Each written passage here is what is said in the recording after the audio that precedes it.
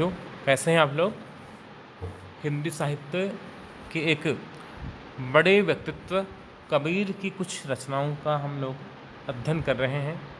कबीर की जो साधना परक पद हैं, जिन पर हठ योग साधना का प्रचुर प्रभाव दृष्टिगत होता है, उनको हम लोग पढ़ रहे हैं।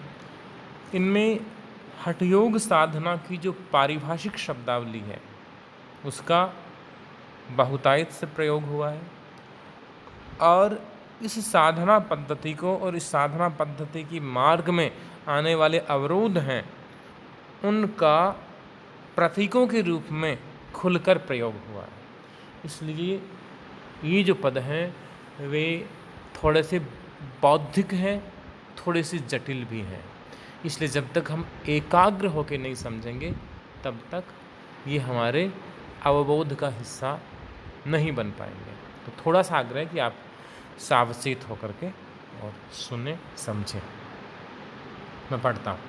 इहि तत राम जपहु रे प्राणी, बूझो अकत कहानी, हरि कर भाव होई जा ऊपर, जागृत रेन बिहानी। इहि तत्, यही तत्व है। तत्व यानी तत्व। तत्व अभिप्राय है सारपूर्ण बात, तत्व की बात, सार की बात, महत्व की बात। इहि तत्व, केवल एक ही संसार में तत्व की बात है। और वह तत्व की बात क्या है?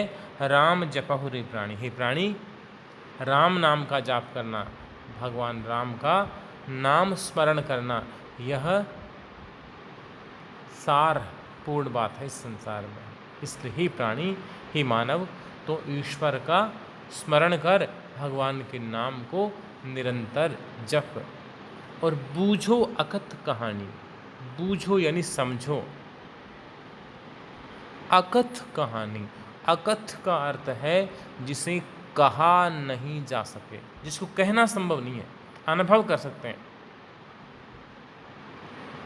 इस प्रकार की अकथनीय, अनिर्वचनीय, वर्णनातीत जो कहानी है जीव और ब्रह्म के मिलन की, आत्मा और परमात्मा के मिलन की, आत्मसिद्धि की जो अकथनीय कहानी है, उस कहानी को समझने का प्रयास करो।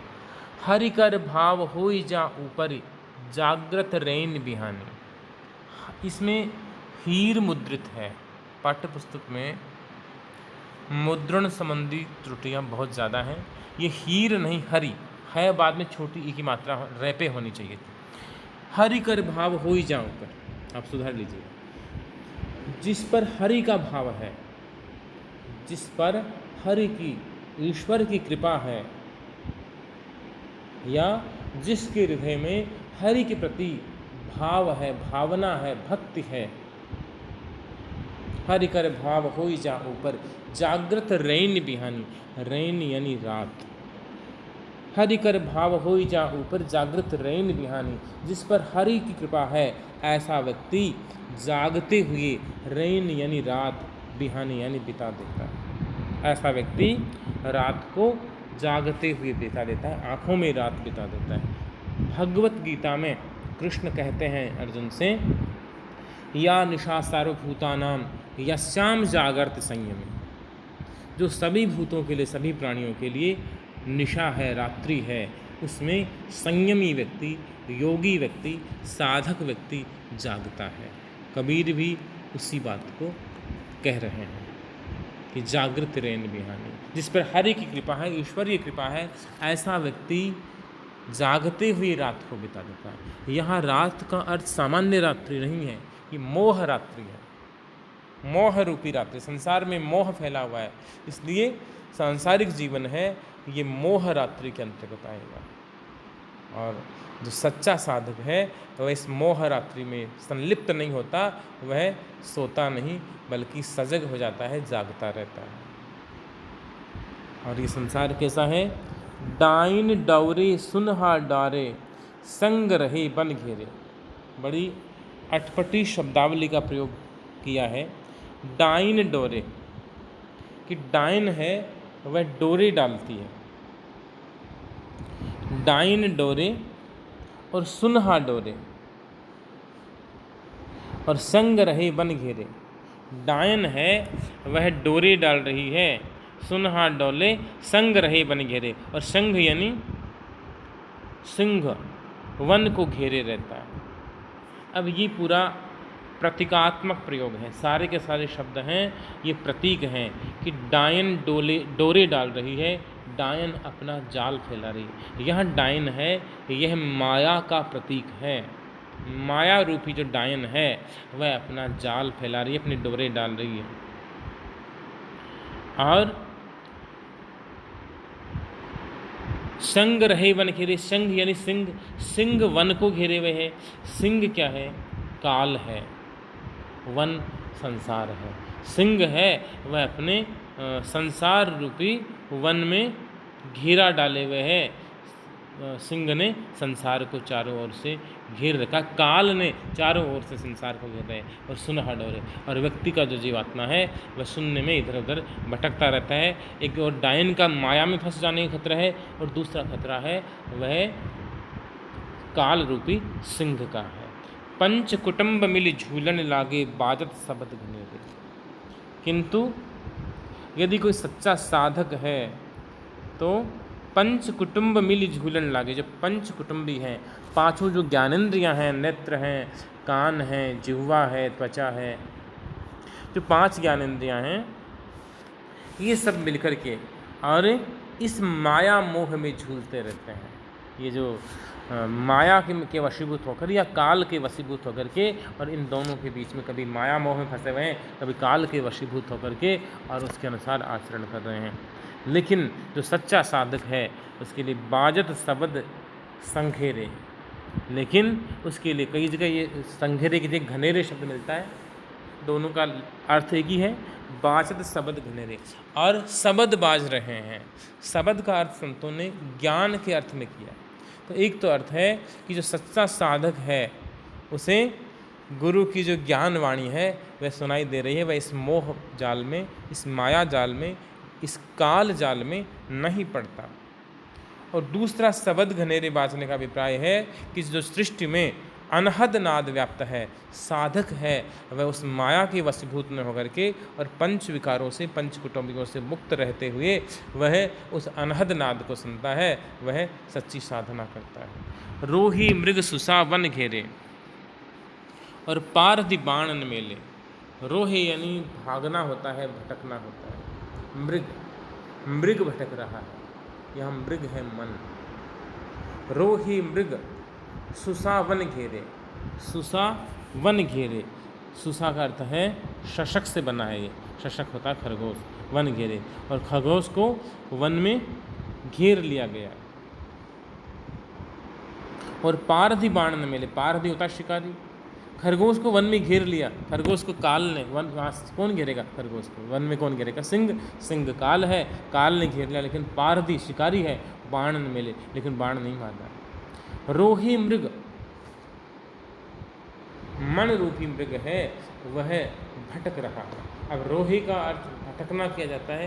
रोही का दूसरा अर्थ अपने राजस्थानी भाषा के अनुरूप कर सकते हैं। रोही अपने बोलते हैं शून्य को, उजाड़ को, जंगल को, सुनसान खेतों को, रोही।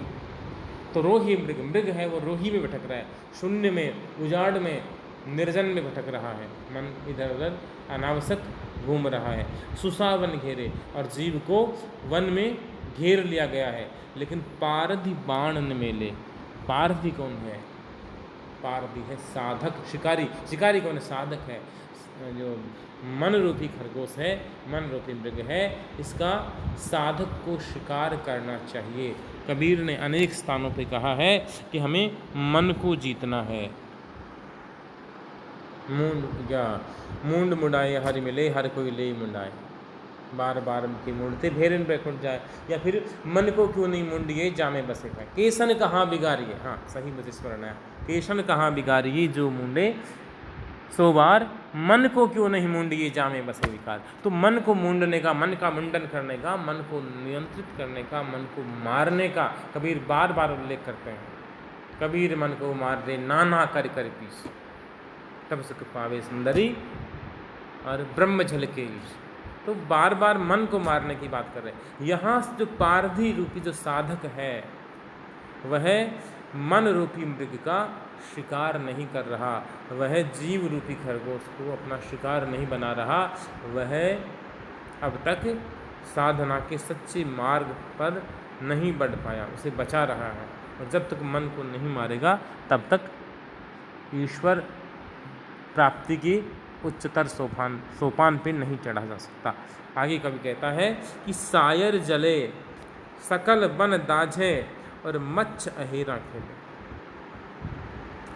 अगर कोई साधना पथ पे बढ़े तो सायर जले, सायर यानी सागर, समुद्र, तो सागर जले, ये संसार सागर जल जाए, सांसारिकता समाप्त हो जाए, और सकल बन दाझे, और जीवन रूपी वन में जो विभिन्न प्रकार के झाड़ झंकाड़, जो विभिन्न प्रकार की विषय वासनाएं हैं, ये जल कर नष्ट हो जाएं, वन में वनाग्नि लग जाए, दावाग्नि लग जाए, और उस दावाग्नि में सारा वन दाझे, दग्ध हो जाए, जल जाए, और मच्छ अहेरा खेले। और यदि ऐसा हो जाए तो क्या हो? सायर जले, संसार रूपी सागर जल जाए, सांसारिकता समाप्त हो जाए, और सकल बन दाझे, और जीवन वन में जो विभिन्न प्रकार के अनावश्यक जो विषय वासना रूपी झाड़ झंकाड़ हैं ये जलकर नष्ट हो जाएं। तो ऐसी स्थिति यदि हो जाए तो मच्छ अहेरा खेले, तब मछली अहेर खेले, आखेट खेले, शिकार खेले। बड़ा अटपटा कथन है। मछली का शिकार करते हैं लोग, कांटे में फंसाते हैं, मछली को पकड़ते हैं। यहाँ कबीर कह रहे कि मछली शिकार खेलेगी। यदि ऐसा हो जाए, समुद्र जल जाए, समुद्र में जल जाए, पानी समाप्त हो जाए तो मछली मर जाती है। मछली जल की रानी है, जीवन उसका पानी, बाहर निकालोगे तो मर जाएगी। लेकिन कबीर कह रहे कि समुद्र जब जल के समाप्त हो जाए, उसका जल पूरा खत्म हो जाए, जंगल पूरा खत्म हो जाए, तब मछली क्या करेगी? शिकार करेगी। ऐसा कैसे संभव? ये उलट बांसी है।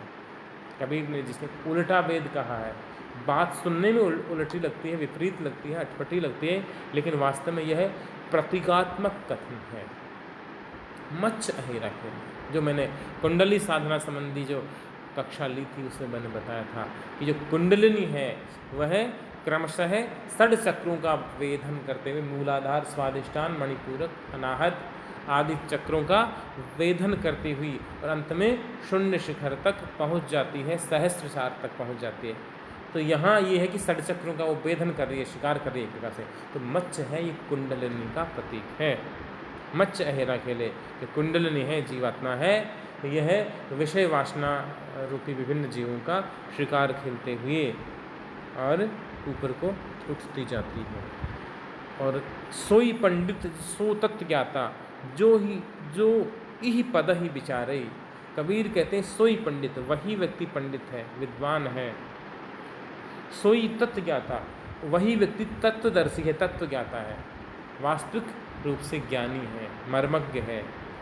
जो ही पद ही विचारे, जो इस पद पे विचार करे, जो पद मैंने गाया है, इस पद को कोई जो लोग समझ लेते हैं, सही अर्थों में समझ लेते हैं, अपने जीवन में उतार लेते हैं, ऐसे व्यक्ति ही पंडित हैं, ऐसे व्यक्ति ही तत्वज्ञानी है। पद का एक दूसरा अर्थ है।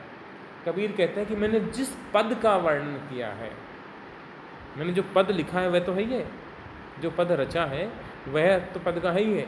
एक दूसरा अर्थ है जो ही पद ही विचारे। मैंने जो कहा है कि जो कुंडलिनी है वह विभिन्न जो चक्र हैं, 6 चक्रों का वेधन करके, और वह शुद्ध बुद्ध आत्मा के रूप में जो परम शिव हैं उनको उनमें जाकर सहस्त्रार चक्र में मिल जाती है। कोई साधक इस पद तक पहुंच जाता है, जो यही पद ही विचारे, जो इस पद का विचार करके यहाँ तक प्राप्त कर ले साधना को, ऐसा व्यक्ति ही तत्वज्ञानी है, वही पंडित है। और कबीर कहते हैं कहे कबीर सोई गुरु मेरा, ऐसा व्यक्ति मेरा भी गुरु है, क्योंकि मैं भी अभी साधना के उस सोपान तक नहीं पहुंचा जो मेरा लक्ष्य है, मैं भी अभी साधक हूँ। आप तिरे मोहितारे, ऐसा कोई पंडित मिल जाए, ऐसा कोई तत्वदर्शी मिल जाए तो उसे मैं अपना सदगुरु मान लूँ। ऐसा व्यक्ति आप तेरे, आप तो मुक्त होगा ही होगा, मोहितारे, मुझे भी मुक्त कर देगा, मुझे भी तार देगा। अर्थात इसके लिए सच्चे साधक की आवश्यकता है। धन्यवाद।